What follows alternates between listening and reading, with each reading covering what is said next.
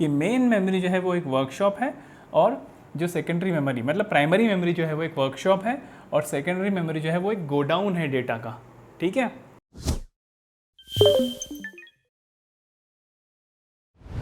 Hello, welcome back to the channel.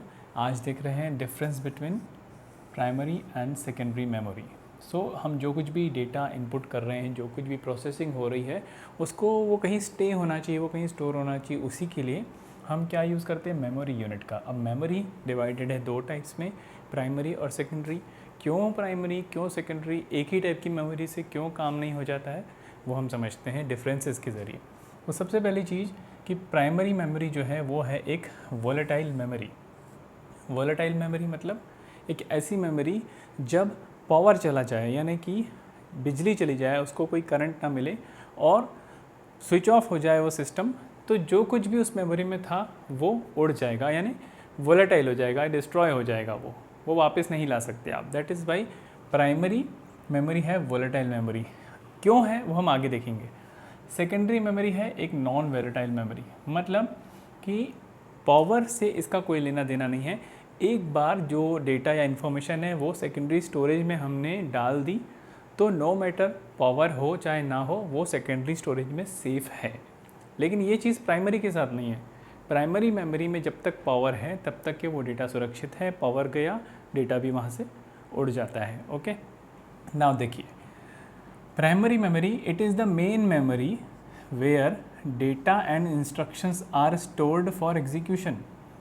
तो जब हमारे कंप्यूटर में कोई भी एग्जीक्यूशन होने वाली होती है तो उसके लिए जो डेटा और इंस्ट्रक्शंस हैं, यानी कि जो प्रोग्राम है, वो कहाँ पर स्टोर होता है, मेन मेमोरी में। मेन मेमोरी को हम और क्या बोलते हैं, रैम।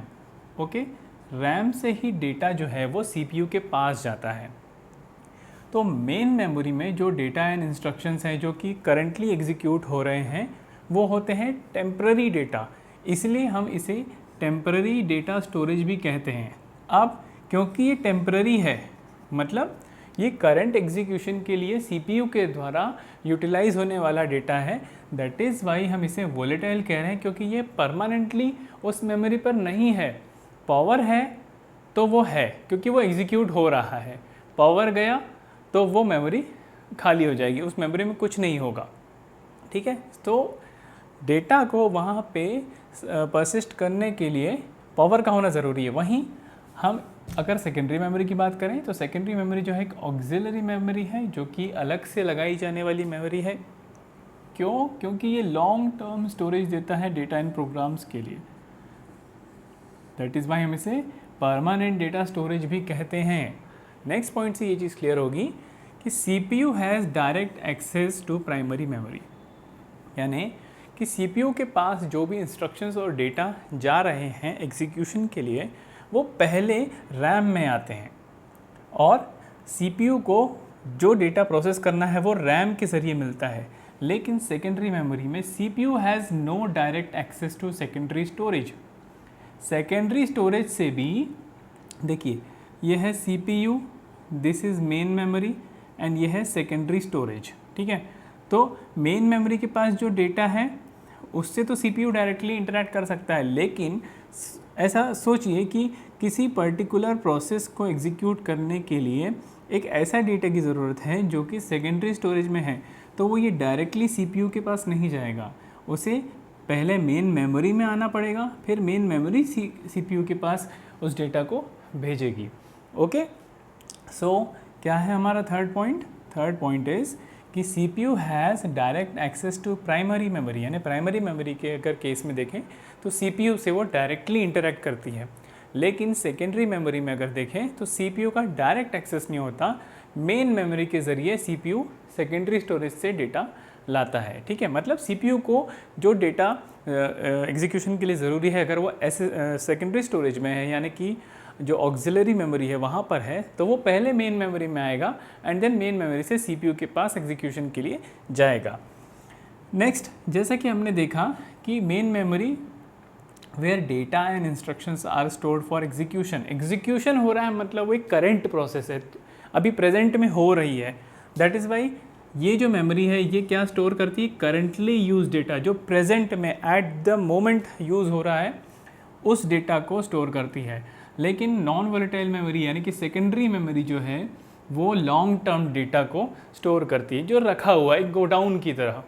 वहाँ से डेटा लगेगा तो वो मतलब वहाँ से अगर एग्जीक्यूशन के लिए किसी डेटा की ज़रूरत है, किसी पर्टिकुलर डेटा की ज़रूरत है, तो वो कहाँ लाया जाएगा?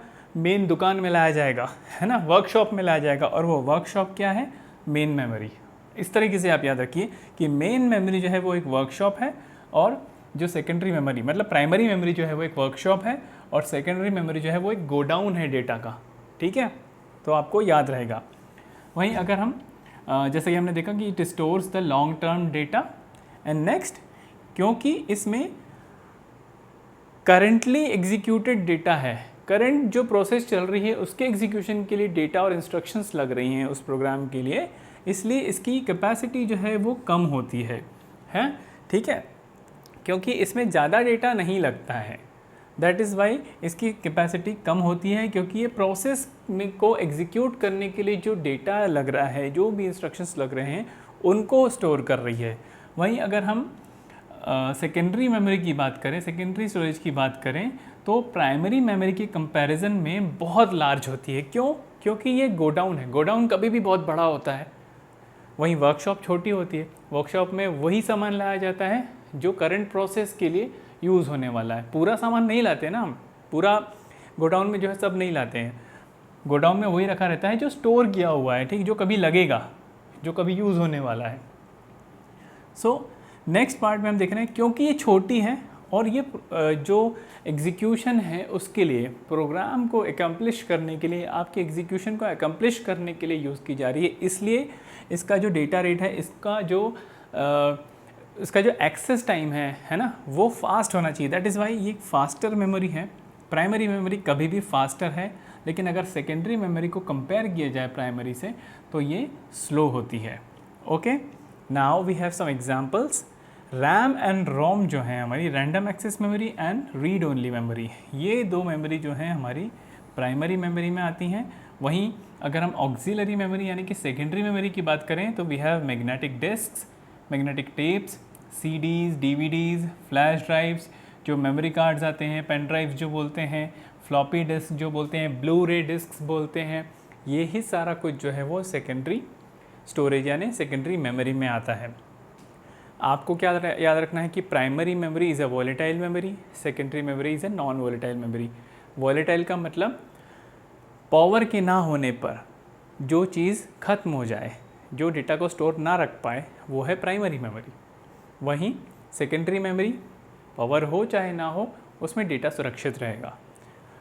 अब प्राइमरी मेमोरी जो है वो मेन मेमोरी है, जहाँ पर डेटा और इंस्ट्रक्शन को स्टोर किया जाता है एग्जीक्यूशन के लिए। ठीक है, एग्जीक्यूशन याद रखिएगा, एग्जीक्यूशन के लिए यानी कि जो करंट प्रोसेस होने वाली है उसके लिए डेटा रखा गया है। दैट इज़ वाई टेम्पररी है, मतलब एग्जीक्यूशन कंप्लीट हुआ, वो डेटा वहाँ से हट जाएगा, उसकी ज़रूरत नहीं है ना, प्रोसेस कंप्लीट हो गई।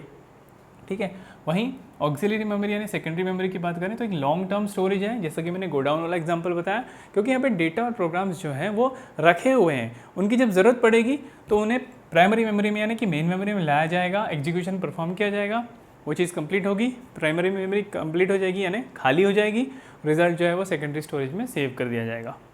ठीक है, वहीं CPU has direct access to primary memory, क्योंकि जो कुछ भी एग्जीक्यूशन परफॉर्म हो रही है उसमें मेन मेमोरी का बहुत बड़ा रोल है, और जो एग्जीक्यूशन होती है, जो भी कैलकुलेशंस होते हैं, जो भी प्रोसेसिंग होती है, वो CPU में होती है, और CPU को डेटा मिलता है प्राइमरी मेमोरी से। That is Y primary memory की CPU के साथ डायरेक्ट एक्सेस होती है। वहीं अगर सेकेंडरी स्टोरेज की बात करें तो सेकेंडरी स्टोरेज और CPU डायरेक्टली इंटरेक्ट नहीं करते, मेन मेमोरी बीच में होती है। अगर CPU को कोई डेटा किसी प्रोसेस को एग्जीक्यूट करने के लिए लग रहा है और वो सेकेंडरी स्टोरेज में है, तो सेकेंडरी स्टोरेज से वो पहले मेन मेमोरी में आएगा, एंड देन मेन मेमोरी उसे CPU को जैसी ज़रूरत है वैसा डेटा प्रोवाइड करेगी। It stores the currently use data, हमने अभी देखा कि टेम्परेरी डेटा स्टोरेज है, जो एग्जीक्यूशन हो रही है उसके डेटा को स्टोर करती, दैट इज़ वाई हम कह रहे हैं it stores the currently use data, और secondary memory stores the long term data. Capacity small है क्योंकि जो एग्जीक्यूशन हो रही है उनके लिए जो यूज़फुल डेटा और प्रोग्राम्स है वही बस वहाँ पर रहते हैं, सारा गोडाउन नहीं रहता वर्कशॉप में। लेकिन यहाँ पर हम देखें कैपेसिटी बहुत लार्ज होती है कंपैरेटिवली प्राइमरी मेमोरी के।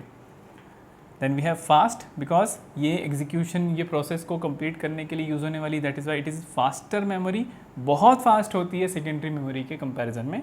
And then we have examples RAM and ROM primary के, और सेकेंडरी के एग्जांपल्स हैं magnetic disk, tapes, CDs, DVDs, flash drives, MMC, SD cards, floppy disk, ये सारे कुछ। ओके, सो आई होप आपको प्राइमरी एंड सेकेंडरी मेमोरी के बीच में फ़र्क समझ में आया होगा, और प्राइमरी मेमोरी का रोल क्या है, सेकेंडरी मेमोरी का क्या रोल है, वो वर्कशॉप एंड गोडाउन वाले एग्जांपल से आपको समझ में आया होगा। सो इस वीडियो में इतना ही, मिलेंगे हम एक नए वीडियो में नए टॉपिक के साथ। आप चैनल को ज़रूर एक्सप्लोर करिएगा, बहुत कुछ है आपके लिए। कीप वॉचिंग स्पर्धा ज्ञान।